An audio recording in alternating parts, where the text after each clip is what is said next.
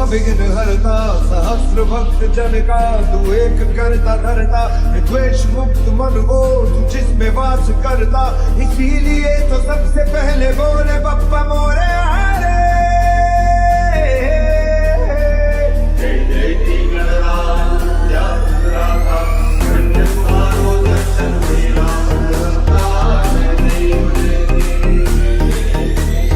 तुझको फिर से जलवा दिखाना ही होगा, अगले बरस आना है आना ही होगा।